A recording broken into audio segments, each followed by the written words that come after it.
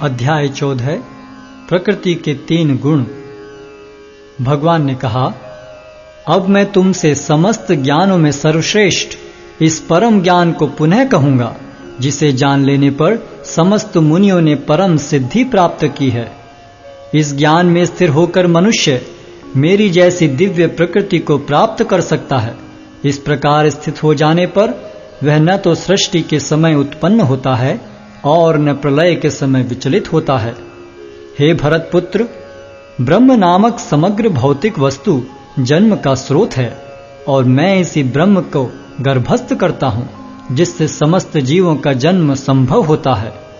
हे कुंती पुत्र, तुम यह समझ लो कि समस्त प्रकार की जीव योनियां इस भौतिक प्रकृति में जन्म द्वारा संभव हैं और मैं उनका बीज प्रदाता पिता हूँ।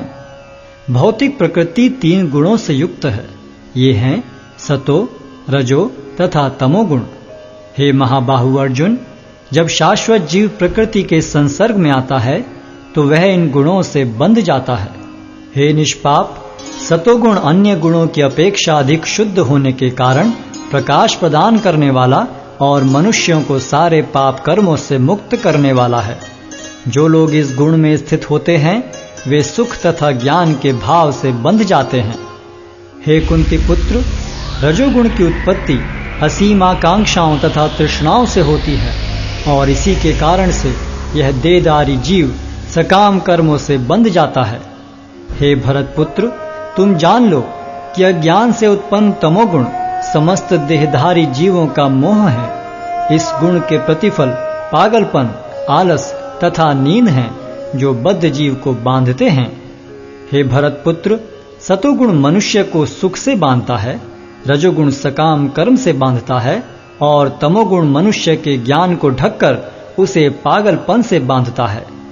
हे भरत पुत्र, कभी कभी सतोगुण रजोगुण तथा तमोगुण को परास्त करके प्रधान बन जाता है, तो कभी रजोगुण सतोगुण तथा तमोगुणों को परास्त कर देता है और कभी ऐसा होता है कि तमोगुण सतो तथा रजोगुणों को परास्त कर देता है।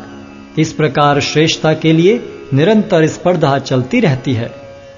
सतोगुण की अभिव्यक्ति को तभी अनुभव किया जा सकता है जब शरीर के सारे द्वार ज्ञान के प्रकाश से प्रकाशित होते हैं। हे भरतवंशियों में प्रमुख, जब रजोगुण में वृद्धि हो जाती है तो अत्यधिक आसक्ति, सकाम कर्म, गहन उद्यम तथा अनियंत्रित इच्छा एवं लालसा के लक्षण प्रकट होते हैं। जब तमोगुण में वृद्धि हो जाती है तो हे कुरुपुत्र, अंधेरा, जड़ता, प्रमत्तता तथा मोह का प्राकट्य होता है। जब कोई सतोगुण में मरता है तो उसे महर्षियों के विशुद्ध उच्चतर लोकों की प्राप्ति होती है। जब कोई रजोगुण में मरता है तो वह सकाम कर्मियों के बीच में जन्म ग्रहण करता है और जब कोई तमोगुण में मरता है तो वह पशु योनि में जन्म धारण करता है।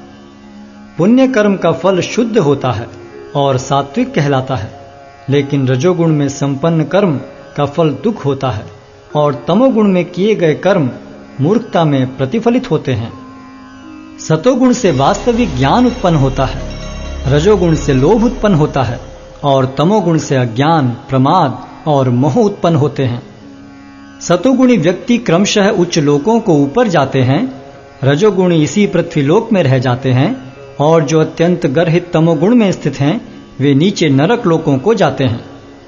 जब कोई यह अच्छी तरह जान लेता है कि समस्त कार्यों में प्रकृति के 3 गुणों के अतिरिक्त अन्य कोई कर्ता नहीं है और जब वह परमेश्वर को जान लेता है जो इन 3 गुणों से परे हैं, तो वह मेरे दिव्य स्वभाव को प्राप्त होता है।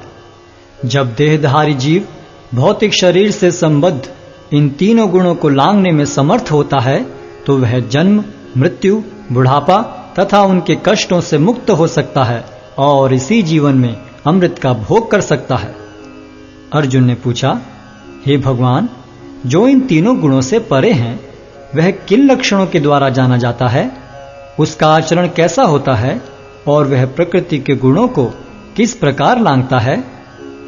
भगवान ने कहा, हे पांडुपुत्र, जो प्रकाश, आसक्ति तथा मोह के उपस्थित होने पर न तो उनसे घृणा करता है और न लुप्त हो जाने पर उनकी इच्छा करता है, जो भौतिक गुणों की इन समस्त प्रतिक्रियाओं से निश्चल तथा विचलित रहता है, और यह जानकर कि केवल गुण ही क्रियाशील हैं, उदासीन तथा दिव्य बना रहता है, जो अपने आप में स्थित है और सुख तथा दुख को एक समान मानता है, जो मिट्टी के ढेले, पत्थर एवं स्वर्ण के टुकड़े को समान दृष्टि से देखता है, जो अनुकूल तथा प्रतिकूल के प्रति समान बना रहता है, जो धीर है और प्रशंसा तथा बुराई, मान तथा अपमान में समान भाव से रहता है, जो शत्रु तथा मित्र के साथ समान व्यवहार करता है और जिसने सारे भौतिक कार्यों का परित्याग कर दिया है, ऐसे व्यक्ति को प्रकृति के गुणों से अतीत कहते हैं।